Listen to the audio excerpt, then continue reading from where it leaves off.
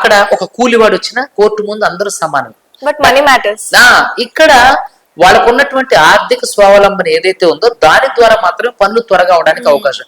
ఈ మీడియా ద్వారా నేను చెప్పేది ఒకటే ఏంటంటే, మరి మొన్న ఒక సెలబ్రిటీ 12 గంటలు మాత్రమే జైల్లో ఉండి వెంటనే బెయిల్ వచ్చింది. 6 గంటలే, 12 గంటల వరకు జైల్లో ఉన్నాడు. మరి తర్వాత ఎందుకని వెంటనే బెయిల్ వచ్చింది? మరి మిగతా వాడికి ఎందుకు రావట్లేదంటే, అతను వెళ్ళడానికి ఆర్థికంగా కొన్ని సోర్సెస్ లేకపోవడం వల్ల జస్టిస్ అనేది కొంచెం లేట్ గా జరుగుతుంది తప్ప వాళ్ళకు కూడా జస్టిస్ జరుగుతుంది. ఎందుకు మరి ఒక సెలబ్రిటీకి వెంటనే బెయిల్ వచ్చింది, ఒక కామన్ పీపుల్ కి ఎందుకు బెయిల్ రాలేదంటే, అతను వెంటనే డబ్బులు పెట్టుకోగలిగిండు, ఎసెన్షియల్ ఒక అడ్వకేట్స్ పెట్టుకోగలిగిండు, తను ఒక సిస్టమ్ ను నడిపించుకోగలిగిండు కాబట్టి తనకు వెంటనే బెయిల్ వచ్చింది. అలాగే ఒక కామన్ పీపుల్ అలా చేయలేడు. తనకంత ఆర్థికంగా అతనికి అంత స్తోమత ఉండదు.